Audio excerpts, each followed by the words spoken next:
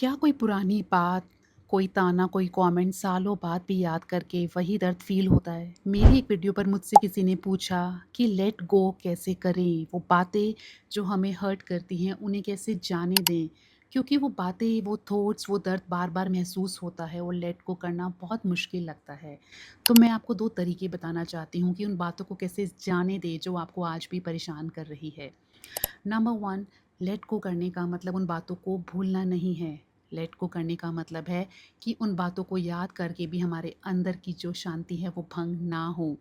उसके लिए जैसे ही ऐसी कोई घटना याद आती है, उस मोमेंट में हमें खुद के साथ बैठना है और देखना है कि मेरी फीलिंग्स क्या है उस मोमेंट में, मैं क्या उस बात को याद करके मैं क्या फ़ील कर रही हूँ। क्या मुझे गुस्सा आ रहा है, डर लग रहा है, दर्द हो रहा है, अकेलापन फ़ील हो रहा है? अपनी उस फीलिंग को एक नाम दीजिए और अवेयरनेस के साथ बस उसको देखिए। उसको देखने मात्र से ही उस फीलिंग का असर आप पर से धीरे-धीरे कम होने लगेगा। ये एक पावरफुल माइंडफुलनेस हीलिंग टेक्नीक है, जिसमें अवेयरनेस के साथ किसी फीलिंग को देखने से, जैसे आसमान में गुजरता हुआ बादल, उस फीलिंग का असर हम पर से कम होता जाता है और आप देखेंगे कि वही घटना अब आपको उस तरह से दर्द नहीं देती जैसे पहले देती थी।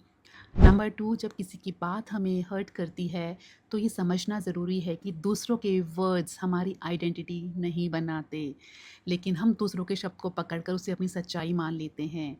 बट ये समझना ज़रूरी है कि वो उनकी सच्चाई है, वो उनका पर्सपेक्टिव है, वो उनके लाइफ एक्सपीरियंस से आता है, उनकी मेंटल स्टेट से आता है।